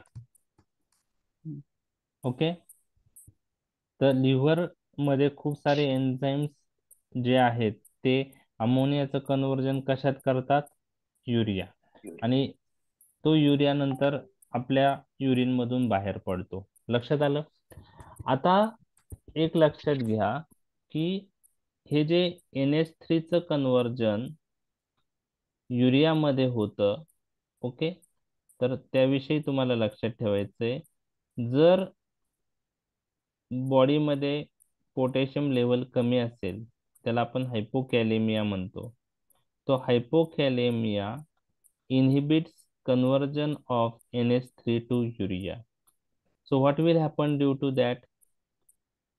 There will be accumulation of NH3 and this NH3 then enters into the brain and responsible for hepatic coma. त्यामुळं हे जर आपण loop diuretic, थायझाइड diuretics vigorously use केले आणि पेशंट हायपोकॅलेमिया मध्ये गेला, सिरोटिक पेशंट, तर त्याच्यामुळं हिपॅटिक कोमाचे चान्सेस काही पेशंट मध्ये वाढू शकतात आणि हे हायपोकॅलेमिया होतं. हायपोकॅलेमिया आणि metabolic alkalosis prevents conversion of NH3 into urea. म्हणजे हायपोकॅलेमिया आणि दुसरं मेटाबॉलिक अल्कोहोलिसिस ह्या दोन्ही कंडिशन्स अमोनियाचं कन्व्हर्जन कशात होऊ देत नाही? युरियामध्ये होऊ देत नाही आणि अमोनिया अक्युमुलेट होतो आणि त्यामुळे प्रेसिपिटेशन ऑफ हिपॅटिक कोमा होतं. ओके. चौथा कॉम्प्लिकेशन, डायुरेटिक्स आपण प्रेग्नन्सी मध्ये अवॉइड केले पाहिजे. Diuretics should be avoided in toxaemia of pregnancy. Okay. आता टॉक्झेमिया ऑफ प्रेग्नन्सी मध्ये जरी इडिमा असलं तरी ब्लड व्हॉल्यूम हे कमी असतं आणि डायुरेटिक्स यूज केल्यामुळं सोडियम वॉटर लॉस होतं आणि त्यामुळं प्लॅसेंटल सर्क्युलेशन कॉम्प्रोमाइज होऊ शकतं, रिस्क ऑफ मिसकॅरेज वाढतं, रिस्क ऑफ फिटल डेथ वाढते आणि त्यामुळं diuretics we should avoid during pregnancy. Diuretics म्हणजे it is not a safer group to use in pregnancy. Hypertension मध्ये जर प्रेग्नन्सी इंड्यूस हायपरटेन्शन असेल तर कोणते ड्रग आपण यूज करतो आणि कोणते अवॉइड करतो हे तुम्हाला माहित असणं गरजेचं आहे. तुम्हाला माहिती आहे प्रेग्नन्सी इंड्यूस हायपरटेन्शन साठी कोणते ड्रग आपण यूज करतो? Methyl dopa. ओके. अजून लॅबेटोलॉल यूज करतो आपण. लॅबेटोल. आता लॅबेटोलचा यूज वाढलेला आहे, अल्फा मिथिल डोपा आहे.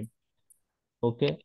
सस्टेन रिलीज निफिडिपिन यूज करतात का तुम्ही? Yes sir. Okay. Sustain release very good result. Calcium channel blocker. तर हे ड्रग आपण सेफ म्हणतो. कोणते ड्रग प्रेग्नन्सी इंड्यूस हायपरटेन्शन मध्ये अवॉइड केले पाहिजे? तर तुम्हाला लक्षात ठेवायचे डायुरेटिक्स कॉन्ट्राइंडिकेटेड आहे, एसी इनहिबिटर्स कॉन्ट्राइंडिकेटेड आहे, ARBs कॉन्ट्राइंडिकेटेड आहे, सोडियम नायट्रोप्रोसाइड कॉन्ट्राइंडिकेटेड आहे. Okay. Cardio selective beta blocker आपण यूज करू शकतो पण नॉन सिलेक्टिव्ह बीटा ब्लॉकर असेल तर बेटर टू अवॉइड आहे. तर ऍटलिस्ट तुम्हाला हे गोष्टी माहित पाहिजे, व्हायवात किंवा 2 मार्कला पण येऊ शकतं. पण हायपरटेन्शन मध्ये परत डिस्कस करणार आहे. तर diuretics not a safer drug in pregnancy. तर जरी आपण म्हणतो की टॉक्झेमिया ऑफ प्रेग्नन्सी मध्ये इडिमा असतो तरी पण आपण त्यासाठी डायुरेटिक यूज करत नाही.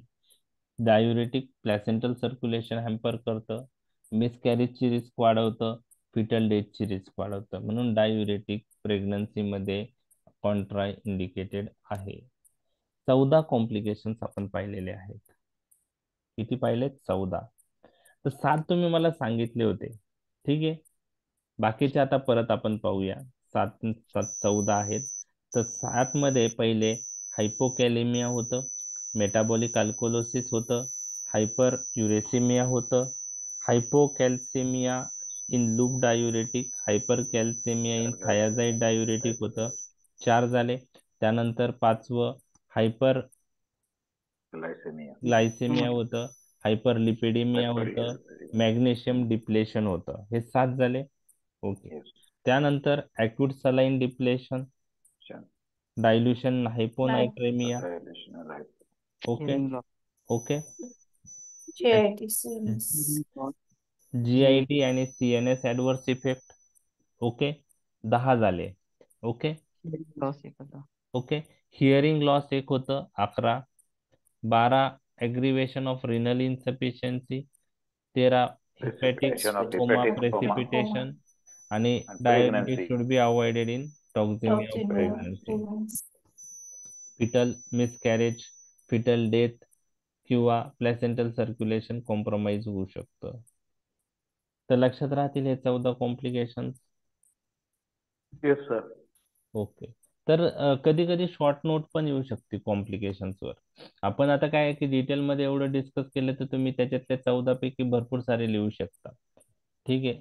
डिस्कस करण्याचा उद्देशच तो आहे की त्यात काही ना काही क्लिक झालं पाहिजे तुम्हाला.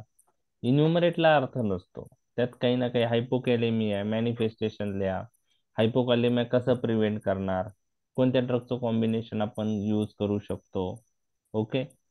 सिव्हिअर हायपोकॅलेमिया झालं तर काय होऊ शकतं, त्यानंतर मेटाबॉलिक अल्कोलोसिस आहे, बाकीच्या गोष्टी तुम्ही थोड्या थोड्या मेन्शन करू शकता. ठीक आहे. तर हे झाले कॉम्प्लिकेशन, त्यालाच आपण ऍडव्हर्स इफेक्ट जरी विचारले तरी हेच लिहायचे आहेत. लक्षात आलं तुमच्या? हो सर. येस. ठीक आहे. अजून थोडा पार्ट आज डिस्कस करूया.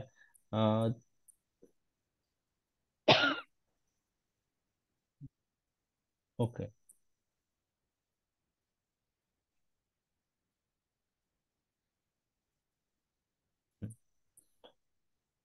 ड्रग इंटरॅक्शन तुम्हाला कोणी एक्झाम मध्ये विचारणार नाही. परंतु day to day clinical practice मध्ये काही इंटरॅक्शन तुमच्या येऊ शकतात, त्यावेळेस तुम्हाला त्या माहीत असलेल्या बेटर आहे. एक्झाम पॉइंट ऑफ व्ह्यू नाही, पण clinical practice point of view drug interaction तुम्हाला फार महत्वाचे आहेत. आणि थायाझाईडचा जर विचार केला किंवा लूप डायुरेटिक्स असं आहे, थायझाईडचा आपण हायपरटेन्शनच्या पेशंटला यूज करतो, म्हणजे ते लाईफ लॉंग काही पेशंटला चालू असतं. तर इंटरॅक्शन हे तुम्हाला माहीत पाहिजे. तर एक लक्षात घ्या, जर आपण थायाझाईडचा विचार केला तर थायाझाईड आणि हाय सिलिंग डायुरेटिक हायपरटेन्शन मध्ये त्यांचं काय रोल आहे ते तर आपण पाहणारच आहोत.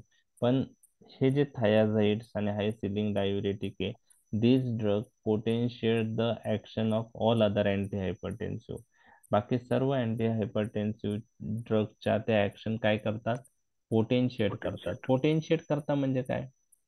इन्क्रीज करतात. इन्क्रीज करतात. एक्सेप्शन त्याला एक जे आहे ते क्लिनिकल ट्रायल मध्ये दिसून नाही आलं त्या कॉम्बिनेशनचं, ते आहे calcium channel dihydropyridine calcium channel blocker बरोबर ही पोटेन्शिएटिंग ऍक्शन दिसून नाही आली. तर ते एक्सेप्शन तुम्हाला लक्षात ठेवायचं. बाकी सर्व अँटी हायपरटेन्सिव्ह ड्रग्सचे ऍक्शन ते पोटेन्शिएट करतात. म्हणून कॉम्बिनेशन पॉइंट ऑफ व्ह्यू ते आपण प्रेफर करतो अदर अँटी हायपरटेन्सिव्ह बरोबर, ते आहे. आता दुसरं जे आहे हायपोकॅलेमिया, डायुरेटिक बरोबर हायपोकॅलेमिया हे लूप डायुरेटिक बरोबर दिसतो आणि थायाझाईड डायुरेटिक बरोबर दिसतो. आता याचे जे इंटरॅक्शन्स आहेत ते मी तुमच्याशी डिस्कस करत आहे. डिगॉक्सिन नावाचं ड्रग तुम्हाला माहिती आहे? हो सर. डिकॉक्सिन टॉक्सिसिटी होईल ना सर याने? येस, तेच मी Yes. तुमच्याशी डिस्कस करतो आणि ते तुम्हाला माहित पाहिजे, कारण हे थायाझाईड आणि किंवा लूप डायुरेटिक आणि डिगॉक्सिन हे एकत्र यूज करण्याचे चान्सेस जास्त आहे सिव्हिअर कंडिशन मध्ये. तर काय आहे ती डिगॉक्सिन टॉक्सिसिटी मी तुमच्याशी डिस्कस करत आहे. तर डिगॉक्सिन जो आहे, डिगॉक्सिन हा ड्रग कशासाठी यूज करता? कार्डियक फेल्युअर मध्ये. ओके. ओके. कार्डियक फेल्युअर मध्ये डिगॉक्सिन जो ड्रग आहे तो कार्डियक कॉन्ट्रॅक्शन काय करतो? वाढवतो. आयनोट्रॉपिक ड्रग येतो. काय? आयनोट्रॉपिक. मग डिकॉम्पेन्सेटरी हार्ट फेल्युअर मध्ये कॉन्ट्रॅक्शन ऑफ द हार्ट वाढवण्यासाठी तो यूज करतात. अजून त्याचे दुसरे युजेस काय? ऍट्रियल फिब्रिलेशन किंवा ऍट्रियल फ्लटर असेल त्यात व्हेंट्रिक्युलर रेट कंट्रोल करण्यासाठी डिगॉक्सिन वापरतात. आता हा डिगॉक्सिन जो आहे तो कार्डियक मसल वरच्या एका पंपला इनिबिट करतो. Na प्लस के प्लस एटीपेज पंपला इनिबिट करतो. मी एच प्लस के प्लस एटीपेज नाही म्हणत या, Na प्लस के प्लस एटीपेज. आता हे काय आहे मी नंतर डिस्कस करणार आहे, आता डिटेल मध्ये जाणार नाही त्या पंपच्या. बरोबर आहे. एच प्लस के प्लस एटीपेज कुठं पाहिलाय आपण?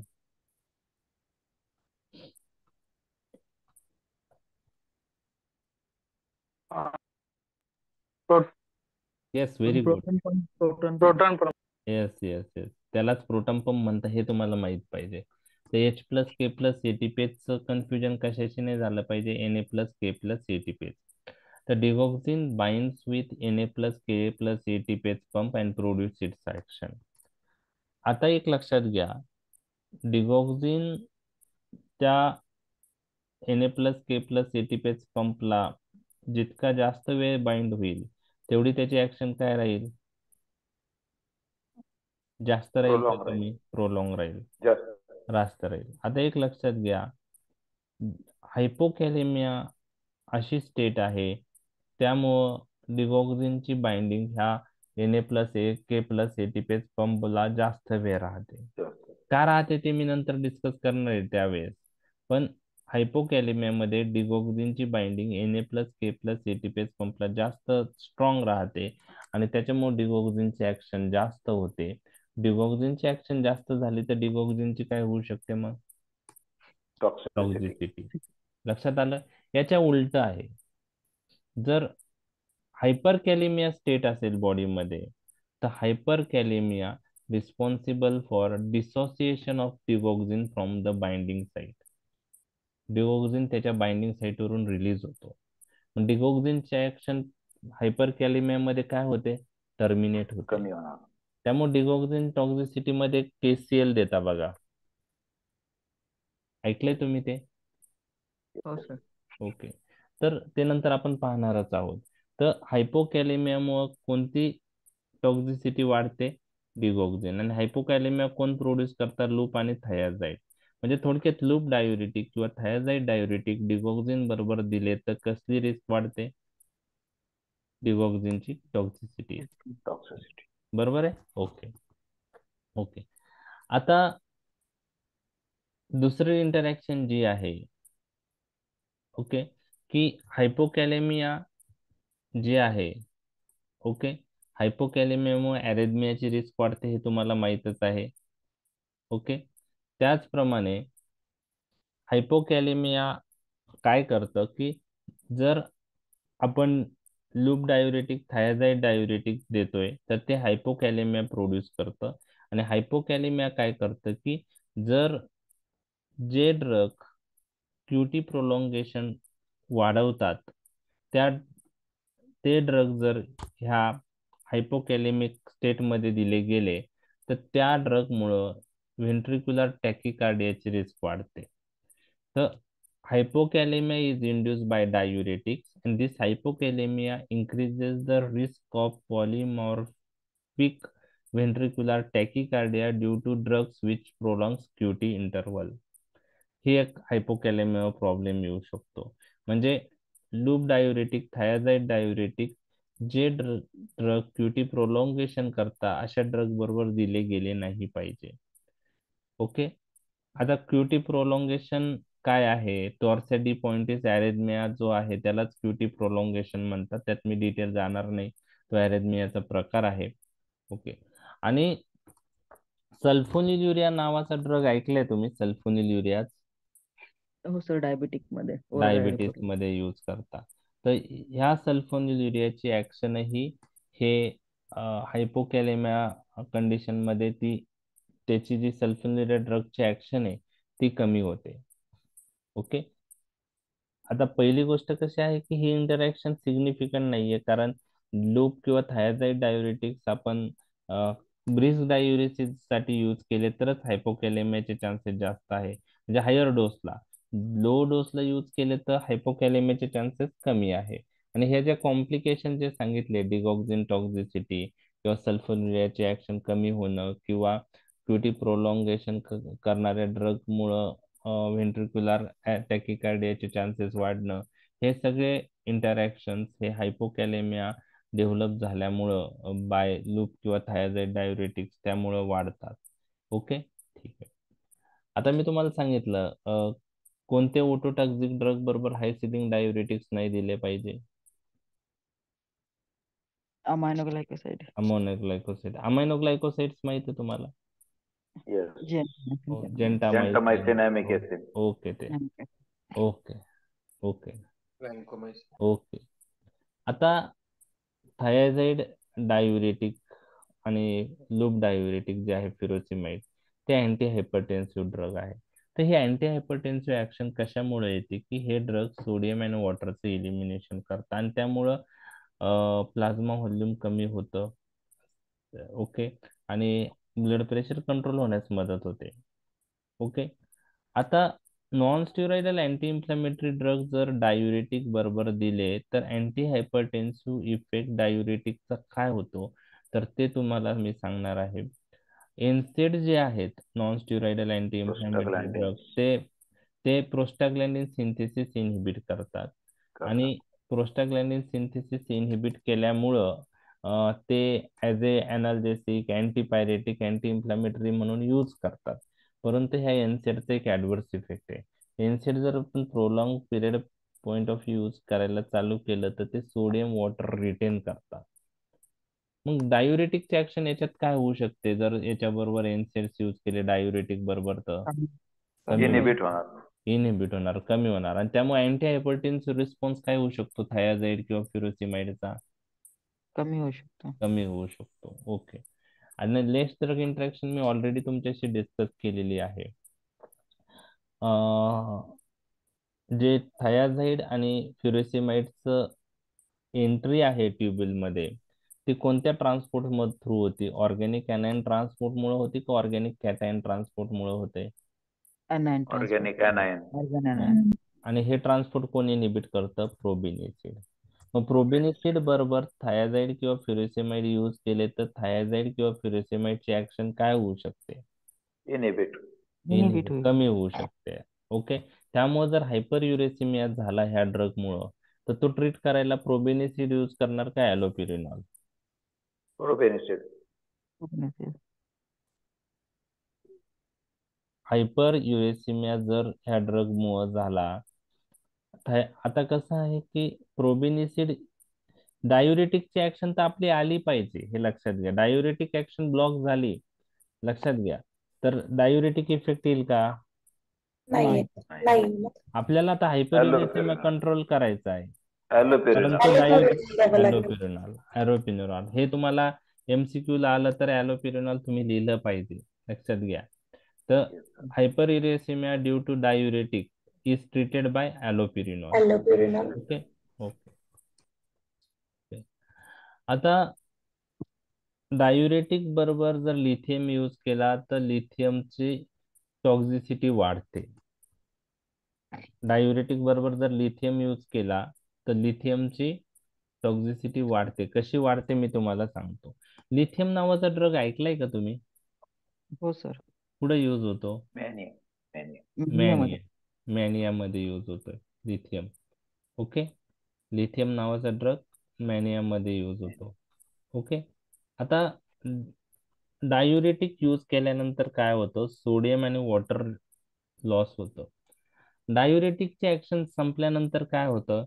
कोणती मेकॅनिझम स्टार्ट होते? कॉम्पेन्सेटरी. आणि कॉम्पेन्सेटरी मेकॅनिझम मध्ये कशाचं रिअब्सॉर्प्शन होतं? वॉटर अँड सोडियम आणि वॉटर. आता ह्या पेशंटला लिथियम चालू आहे, डायुरेटिक वर जो पेशंट आहे आणि त्याला लिथियम चालू केलं तर काय होतं की डायुरेटिक ऍक्शन मुळे सोडियम वॉटर लॉस होतं, डायुरेटिकचे ऍक्शन संपते, कॉम्पेन्सेटरी मेकॅनिझम स्टार्ट होतं. त्यात रिअब्सॉर्प्शन कशाचं होतं? सोडियम आणि वॉटर. आता एक पॉइंट तुम्हाला मी सांगतोय की बॉडीला आहे ना लिथियम आणि सोडियम मध्ये डिफरन्शिएट करता येत नाही. आपल्या बॉडीला लिथियम आणि सोडियम मध्ये डिफरन्शिएट करता येतं का? नाही. तो कन्फ्युज होती बॉडी. त्यामुळे काय होतं, जेव्हा PCT मधून सोडियम आणि वॉटर रिअब्सॉर्ब होत असतं तर त्या पेशंटला लिथियम चालू असेल तर बॉडी काय करते? सोडियम वॉटरच्या रिअब्सॉर्प्शन बरोबर लिथियमचं पण रिअब्सॉर्प्शन करते, कारण बॉडीला सोडियम आणि लिथियमला डिफरन्शिएट करता येत नाही. मग लिथियमचं रिअब्सॉर्प्शन झालं तर सिरम लिथियम लेवल काय होईल? त्याची टॉक्झिसिटी होऊ शकते. तर असे इंटरॅक्शन मी तुमच्याशी डिस्कस केल्यात. ठीक आहे. ऍक्च्युली इंटरॅक्शन एक्झाम मध्ये विचारण्याचे चान्सेस नाही. मला फक्त जी इंटरॅक्शन तुम्हाला महत्वाची आहे ती मी तुम्हाला सांगतो, ती तुम्ही तरी लक्षात ठेवा. एक म्हणजे अँटी हायपरटेन्सिव्ह आणि एनसेड, कारण खूप पेशंटला थायझाईड चालू असतं. ओके. आणि आर्थरायटिस किंवा काही गोष्टींसाठी एनसेड्स पण चालू असतं. एनसेड्स हे लॉंग टर्म पण काही पेशंटमध्ये द्यावं लागतं आणि त्यावेळेस थायझाईडची ऍक्शन कमी होऊ शकते. ही इंटरॅक्शन तुम्हाला माहीत पाहिजे. ठीक आहे. तर ही एक पॉइंट महत्वाचा आहे. आणि दुसरा जो आहे तो डिगॉक्सिन टॉक्झिसिटी जी आहे ती काही जणांना माहीत पण असेल, कारण क्लिनिकल प्रॅक्टिसमध्ये तुम्ही हे ड्रग यूज करतात, डिगॉक्सिन पण आणि डायझाईड, लूप डायुरेटिक्स आणि सीव्हीएस रिलेटेड कंडिशन मध्ये हे ड्रग्स खूप पेशंटला आपल्याला द्यावं लागतात. तर त्या दोन इंटरॅक्शन ऍटलिस्ट तुमच्याकडून एक्सपेक्टेड आहे. हे सोपं आहे. अमायनो ग्लायकोसाइड्स आणि लूप डायुरेटिक एकत्र दिले त्याने हिअरिंग लॉसचे चान्सेस वाढतात. ओके. तर लक्षात आलाय आजचा टॉपिक? येस सर, हो ओके. थँक्यू. ठीक आहे.